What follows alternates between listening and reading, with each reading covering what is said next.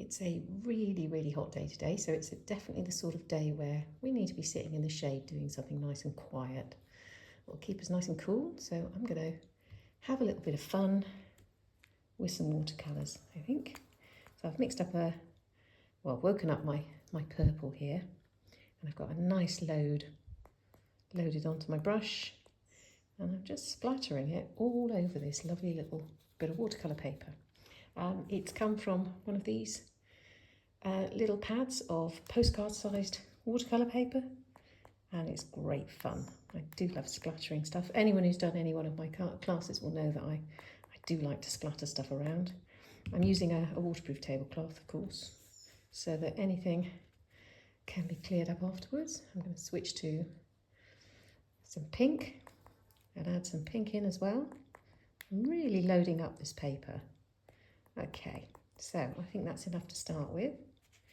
Now I'm just going to add some water to my brush, and I'm going to start tickling some of these spots so that they start splodging out just a little bit, all the way down there like that. Like that. That is looking good. So I'm going to do another one. Again, maybe from up here, getting some of the colour in. The sort of plant that would be tall and thin, perhaps. Think, I don't know, maybe stocks, possibly.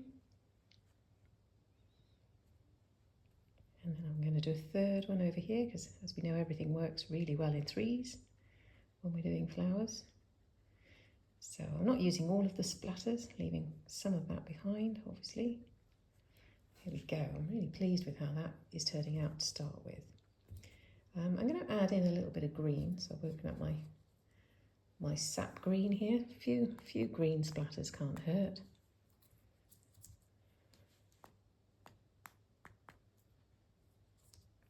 Some of that is obviously splattering into the still wet paint, but I quite like the effect. You might see your paper start to buckle a little bit, but I wouldn't worry too much about that at the moment.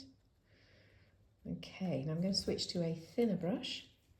Again, get it nice and wet, and I might drag some bits up from the base. Oops, let's not splatter around too much. Just a few bits coming up. I'm going to switch now and pick up some green with my narrower brush, and maybe put a few leaves coming up from the base there. It's a very, very loose, fun effect, this. Nothing too much to stress about. After all, it's far too hot to worry about anything at the moment.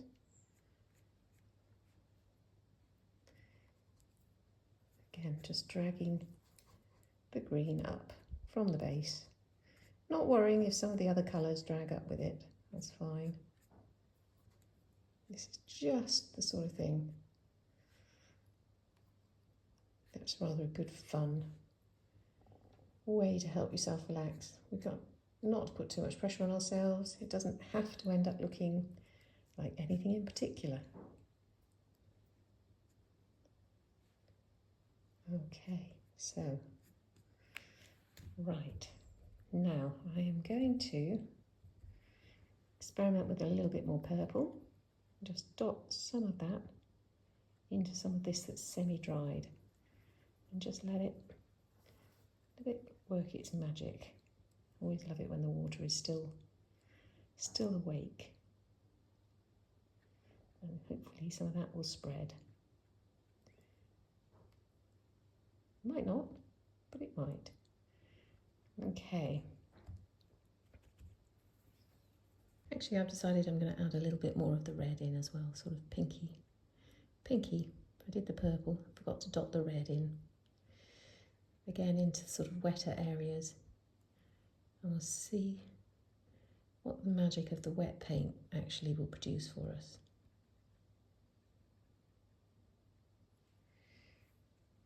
Maybe possibly a bit too much there. Maybe not. We'll see.